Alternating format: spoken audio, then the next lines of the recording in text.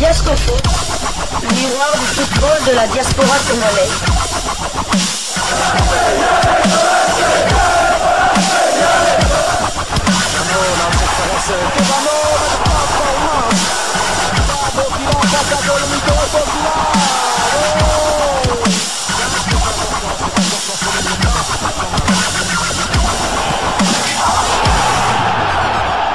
Diascofoot, le miroir du football de la diaspora congolaise. Vous êtes sur Diascofoot, le miroir du football de la diaspora congolaise.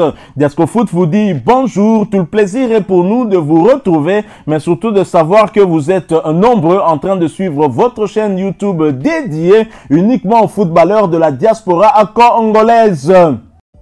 C'est l'heure de partager avec vous quelques news que nous avons pu récolter pour vous, des news concernant la tanière des léopards de la République démocratique du Congo, et cela dans le cadre de cette deuxième livraison sportive de ce samedi 8 février 2025, une livraison qui nous conduit une fois de plus chez Sébastien Desabre, le sélectionneur manager des léopards de la RDC, qui était l'invité d'After Africa, une émission de nos confrères français d'RMC, sport, bien évidemment, et lui répondait sur plusieurs sujets concernant certainement la tanière des léopards. On a eu déjà à vous proposer au moins 2 séquences de cette émission, et Sébastien Desabre nous expliquait comment il a fait pour convaincre des binationaux de moins de 20 ans comme Noah Sadiki, le cadet national, Ngalael Mukaou, de rejoindre la tanière. En fait, nous parlons plus rajeunissement de l'effectif de la République démocratique du Congo, parce que lorsque le sélectionneur manager des léopards, Sébastien Desabre, arrive dans la tanière, il trouve dans cette équipe plusieurs joueurs trentenaires, ou des joueurs qui sont proches de la trentaine.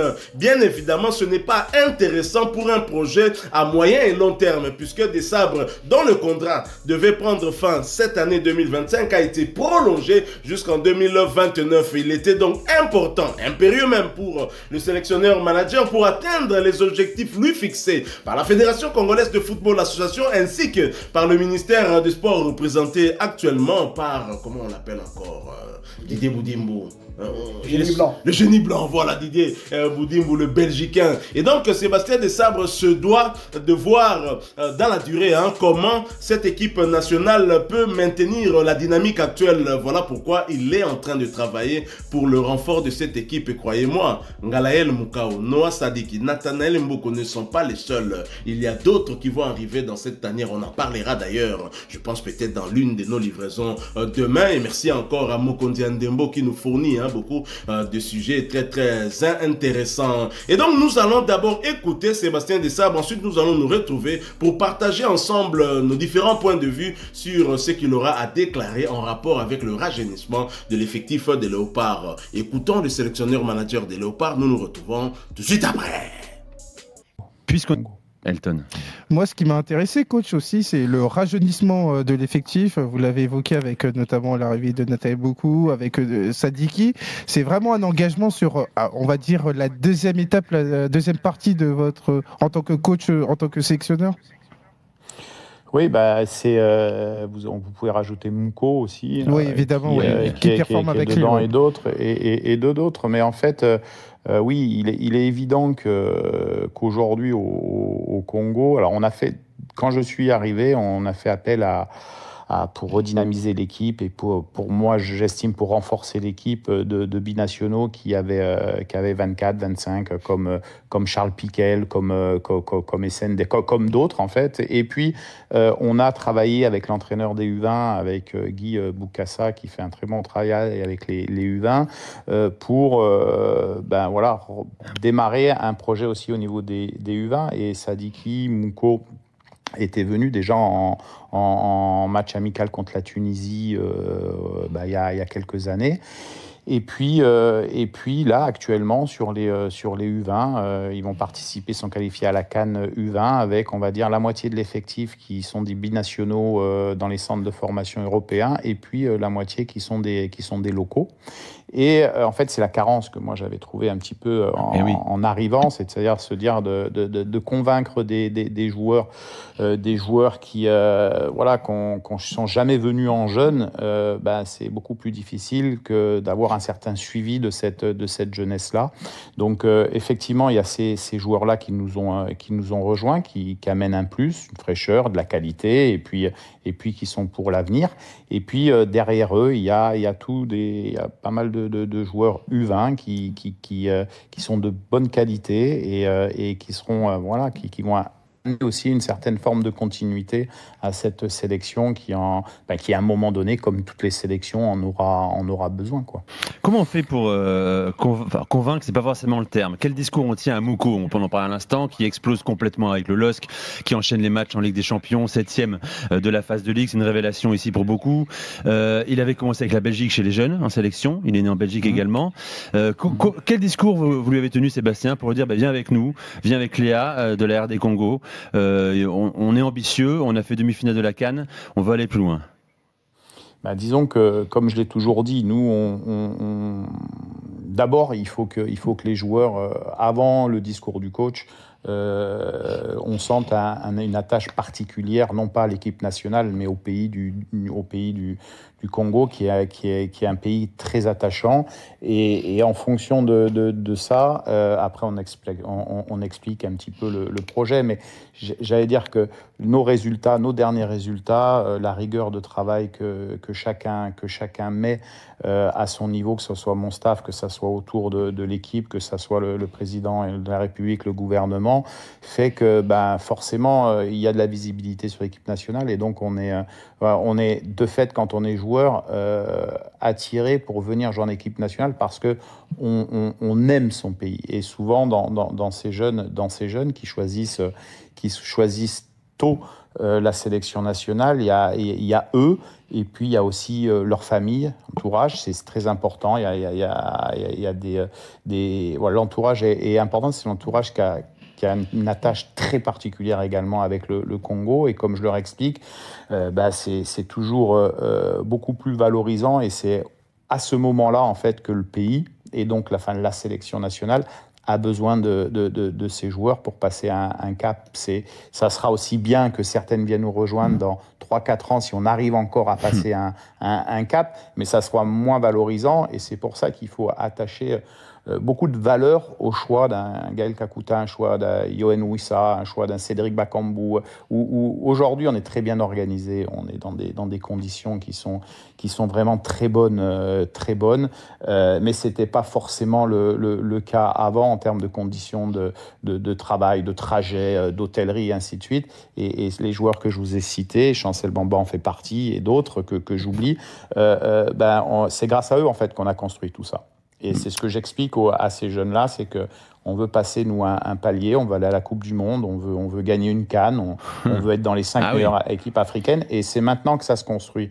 Et c'est pour ça que c'est important que ces joueurs le comprennent.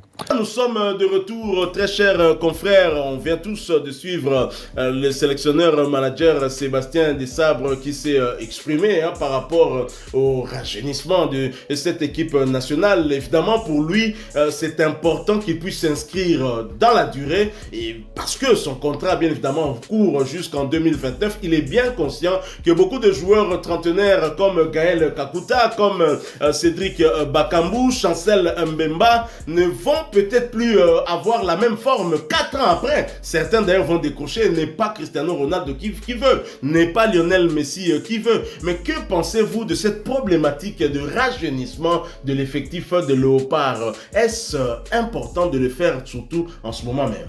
Tout à fait. Et moi, je pense qu'avec les Léopards, il faut peut-être remonter à la génération Marbelas les années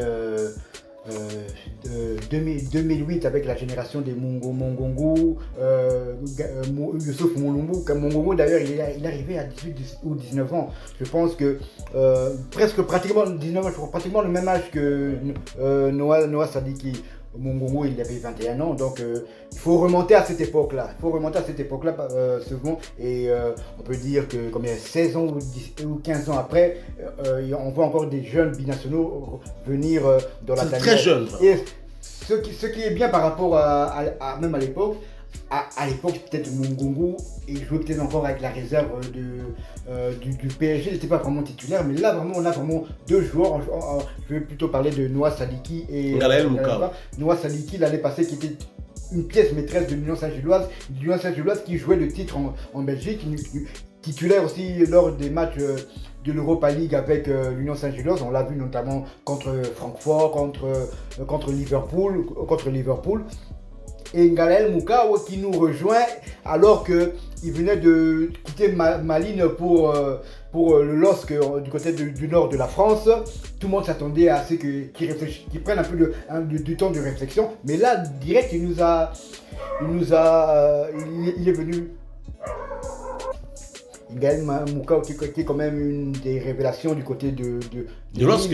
On l'a vu, notamment il a marqué ses 2 premiers buts professionnels. Il prend du volume lors de la victoire du LOSC du côté de Bologne. C'est lui d'ailleurs qui avait offert la victoire à son club. Et ce que j'ai aussi aimé dans cette interview, c'est que Sébastien Desabre ne tire pas la couverture à soi. Il rend hommage quand même à Guy Boukassa, l'entraîneur des U20 congolais, car c'est quand même ces deux joueurs. Je parle plus de Ngalael Moukao et Noah Sadiki. Ils étaient d'abord U20 congolais avant de franchir le pas vers les grands. Mais c'est vrai que Nathaniel Mbouko aussi. Mais là, on a quand même 3 joueurs qui ont moins de 23 ans. C'est un bon signe et je suis sûr qu'il y a d'autres binationaux qui vont nous rejoindre. Si on pose la question, connaissez-vous un joueur congolais, léopard ou binational congolais qui a inscrit son premier but en professionnel ou ses premiers buts en professionnel, mais en Champions League un doublé? Est-ce qu'il y en a qui a déjà fait ça? Non, je pense pas, je ne crois pas. Donc dans votre tête ne vient qu'un seul nom. C'est rare, même je pense, même d'un point de vue mondial, je pense que c'est une première quand même. Marquer ses premiers buts en professionnel en Ligue des Champions. Doublé qui plus est. Doublé qui plus est. C'est une première mondiale, je pense. On n'en parle pas beaucoup, mais le petit est entré dans l'histoire très clairement. Dans l'histoire d'ailleurs. Je sais que j'ai aimé tout ça. Il a marqué ses 2 buts en étant international congolais. Et ce qui est le plus intéressant, et voilà pourquoi les Belges pleura, surtout notre Sémékia national, ou Bokilo national, Mounier, qui est marié à une compatriote, une Congolaise bien évidemment. Dans ce beau télévision binational, et puis où est la bango suna ba Belge. Donc il n'a parlé déjà au cas qu'on veut que moi na mémoire na olia les ngala malembe ti au sepelaka na mboko se mer na ye. D'ailleurs faut chéri wana aya na Meunier, c'est comment Thomas Meunier aya na ye awa na Kinshasa tout solana fara bon Mikolo bazo banga na bango pe alors que la ville est calme quoi. Donc voilà, très chers amis, partagez avec nous votre point de vue sur cette problématique de rajeunissement de l'équipe, et j'aime parce que là nous sommes vraiment, je dirais, dans le créneau de Mokonzi Ndembo qui nous propose souvent des joueurs très jeunes, ceux qui évoluent du côté de la Hollande, et donc c'est très important pour nous de rajeunir cette équipe, même en perspective d'aller au mondial si jamais Dieu nous accordait cela, si nous avons la chance, parce qu'on y travaille très certainement, mais on est conscient aussi de la concurrence que nous avons, surtout avec le Sénégal qui est quand même un pays habitué à se qualifier. Mais on ne va pas oublier que le Togo s'était qualifié pour le mondial 2006 au détriment du Sénégal, et donc si le Togo l'a fait, la République démocratique du Congo a pleinement les moyens pour le faire aussi, et le même Togo a été battu copieusement par la République démocratique du Congo lors de cette CAN là, 2-0 avec les 2 buts de 2 trésors nationaux, il s'agit de Mputu Trésor ainsi que Trésor Lomanaloa, avec un Trésor Lomanaloa qui était passeur décisif sur le but de l'autre Trésor et qui a inscrit le 2e but également. Et donc la République démocratique du Congo a pleinement les moyens pour pouvoir le faire, mais comme à cette époque là il nous faut des jeunes, il faut donc que Sébastien Desabre puisse les contacter. Heureusement qu'il le fait, on l'avait vu dernièrement en Italie pour prendre langue avec Warren Bondo qui pourrait nous rejoindre incessamment dans la tanière. Dans les jours qui viennent, peut-être demain, on parlera d'un jeune une pépite qui évolue du côté de Manchester United, dont la fédération a déjà pris langue avec lui. C'est qui est une très bonne chose. Alors, très chers amis, dites-nous, que pensez-vous de cette problématique de rajeunissement de l'effectif? Vous avez suivi Sébastien Desabre. Êtes-vous d'accord avec lui? Dites-nous en un mot, en commentaire, Tolingito Yoka, point de vue Nabino Ndenge et Zalakakaka. Wantete Joseph depuis Waterloo. Hein? De temps en temps, Nabi Kebino Kuna Hero, peut-être Zola, la Tokepe Kayu, Bukina Bakayu, il y a 3 heures, il y a 4 heures, Hermon Batin, la Kamon, Mouboulukuna. En tout cas, très cher ami, très cher ami, vient partager avec nous votre point de vue. Corneille Tanfoum, salutations, bro. Yo a topé 6 commentaires sur sujet, témoignage à vous saluer, Bissot, et ça nous fait vraiment du boom au cœur, hein. Nous en sommes très contents. Dr Lamberto, donc venez partager avec nous votre point de vue et je pense qu'on a beaucoup d'amis et surtout particulièrement un ami qui nous avait écrit à WhatsApp hein, depuis la ville de Goma. Tout à fait, dont j'ai oublié le nom, mais aujourd'hui il y a aussi un ami qui nous a appelé, il s'appelle Blanchard Kikokula, qui... il habite lui du côté de Kinshasa, qui nous a proposé le nom d'un jeune joueur Kai Sanda, qui moi personnellement je ne connaissais pas. Donc c'est un jeune qui a quitté la France pour jouer à Southampton. Dans les jours qui suivent, nous allons nous renseigner sur ce joueur et nous allons dresser un portrait. Faites comme notre ami Blanchard Kikoku là. Donc si vous avez des suggestions à nous faire, le numéro de téléphone s'affiche là, vous pouvez nous écrire ou bien nous appeler. Nous allons traiter ce dossier avec plaisir. Alors il y a un ami qui nous a écrit aussi depuis Ottawa au Canada. C'est comme pour dire qu'on est suivi partout hein, dans le monde. Heureusement que l'internet est partout. Merci à YouTube. Alors très cher ami, le nom je ne sais pas, j'imagine ça doit être Luc, hein, Luc Nkubonage. Je ne sais pas si on dit Luc Nkubonage. Vous allez me corriger, hein, qui réagissait sur le dernier sujet qu'on a partagé ici sur Chancel Mbemba où il a dit Mbemba est toujours Mbemba. Donc Mbemba Azaka Mbemba. Mbemba est toujours Mbemba, le Mbemba que nous connaissons. Je suis Luc depuis Ottawa au Canada. Merci beaucoup très cher ami Luc hein, et surtout d'enrichir toutes les livraisons que nous vous proposons ici. Ça nous fait énormément plaisir. Vous avez parlé d'un compatriote qui nous a proposé aussi un jeune, hein, jeune qui joue où encore? Il jouait en France, ancien capitaine des U17 de la France, qui a été vendu pour 5 millions d'euros du côté de Southampton. Alors, Mokonzi Andembo réagissait aussi sur le sujet concernant Mbemba. Bonjour mes compatriotes, je pense qu'il y a 2 cas, parce que Chancel Mbemba est très sérieux, parce qu'il est conscient de sa position dans la tanière. Normalement, un joueur qui ne joue pas à des matchs, il n'a pas de rythme de jeu, donc ça sera difficile dans les matchs. Mais aux entraînements, il y a aussi des matchs, c'est par exemple la réserve contre les 11 titulaires. Je suis sûr que Chancel joue ces petits matchs. Mais bon, on verra en mars parce que là, on va voir s'il est encore en forme parce que il n'a pas joué pendant un certain mois. J'espère qu'en mars, il sera en forme. On verra seulement. Mais ce qui m'intéresse, c'est le dernier paragraphe où il nous dit en outre, il y a un joueur très intéressant. Il joue à l'Ajax. Il s'appelle Jordi Mokio. Très cher confrère. Yo spécialiste, il y a un portrait. Donc ça là déjà recherche, hein, Jordi Mokio.